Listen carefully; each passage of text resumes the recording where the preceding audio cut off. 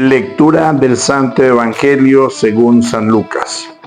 En aquel tiempo, como el pueblo estaba en expectación y todos pensaban que quizás Juan el Bautista era el Mesías, Jesús los sacó de las dudas diciéndoles: es cierto que yo bautizo con agua, pero ya viene otro más poderoso que yo, a quien no merezco desatarle las correas de sus sandalias. Él los bautizará con el Espíritu Santo y con fuego. Sucedió que entre la gente que se bautizaba, también Jesús fue bautizado.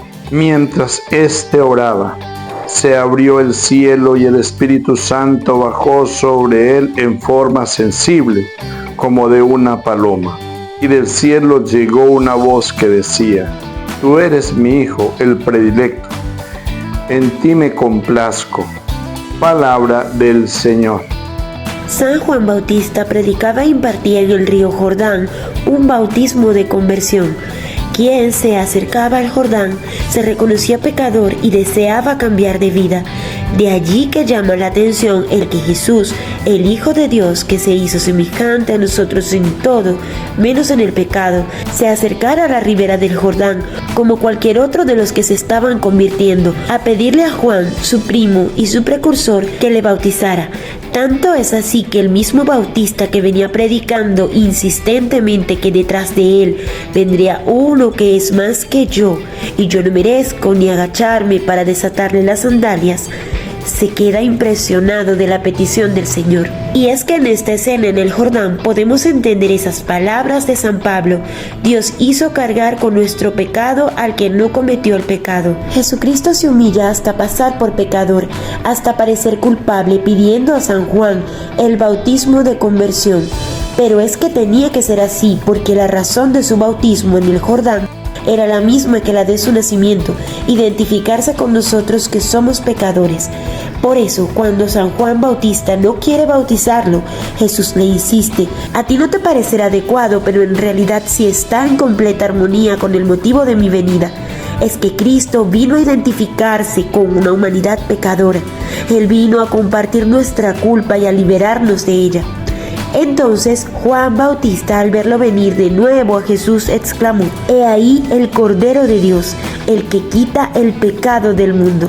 ¿Qué significará eso de que Cristo es ahora el Cordero? Antes de Cristo, los israelitas sacrificaban corderos buscando la expiación de sus pecados. Cristo, al cargar con nuestros pecados, se hace el verdadero Cordero de Dios para salvarnos de nuestros pecados. Es lo que nos dice el sacerdote al presentarnos a Cristo en la hostia consagrada antes de la comunión: He aquí el Cordero de Dios que quita el pecado del mundo. Y al Cristo ser bautizado en el Jordán como una respuesta a esta actitud de humillación de Jesús, se abrió el cielo, bajó el Espíritu Santo sobre él en forma de paloma, y vino una voz del cielo que dijo: Tú eres mi Hijo amado, el predilecto. El Padre le revela al Hijo su identidad, no porque él no la supiera, sino porque necesitaba que el mundo se diera cuenta que él es su Hijo, Dios hecho hombre. Y en este bellísimo pasaje de la vida del Señor y de su precursor, no solo vemos la revelación de Jesucristo como Hijo de Dios, sino también la revelación de la Santísima Trinidad en pleno: el Padre que habla, el Hijo hecho hombre que sale del agua bautizado, y el Espíritu Santo que, aleteando cual paloma, se posa sobre Jesús. San Juan Bautista nos da el testimonio de lo que ve y escucha. Por una parte, puede ver el Espíritu de Dios descender sobre Jesús en forma de paloma. Las palabras del Bautista describiendo el Espíritu Santo hacen recordar la mención del Espíritu de Dios en el Génesis, antes de la creación del mundo, cuando el Espíritu de Dios aleteaba sobre las aguas. Tal vez ese aletear del Espíritu Santo hace que San Juan compare ese aletear con el aletear de la paloma. Un punto importante a notar en el bautismo del Señor es que al sumergirse Jesús en las aguas del Jordán, le confirió al agua un poder de sanación espiritual, le dio significación especial al agua. De allí que el agua sea la materia del bautismo sacramental, instituido después por Cristo, el cual nos borra el pecado original con el que todos nacemos. Recordar el bautismo de Dios hecho hombre es recordar la necesidad que tenemos de conversión, de cambiar de vida, de cambiar de manera de ser, de pensar y de actuar, para asemejarnos cada vez más a Jesucristo. Es recordar la necesidad que tenemos de purificar nuestras almas en las aguas del arrepentimiento y de la confesión de nuestros pecados.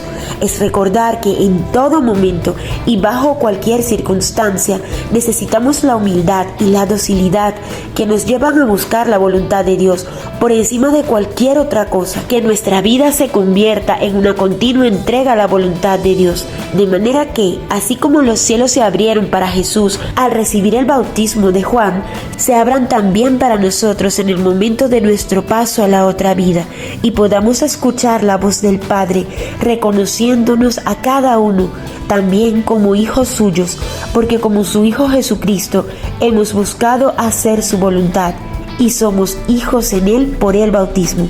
Pensar en el bautismo de Jesucristo, el Dios hecho hombre, nos debe llenar de gran humildad. Sí, todo un Dios se humilla hasta pedir el bautismo de conversión que San Juan Bautista impartía a los pecadores convertidos, que cualquier cosa que tengamos que emprender va siempre acompañada por su voluntad. Que no hemos también de nosotros ser valientes y recibir ese bautismo cada día, con cada acontecimiento de nuestra vida, recibiendo a Dios, tomándolo como una oportunidad para convertirnos y para volver a escuchar: tú eres mi Hijo amado, en quien pongo mis complacencias. Paz y bien.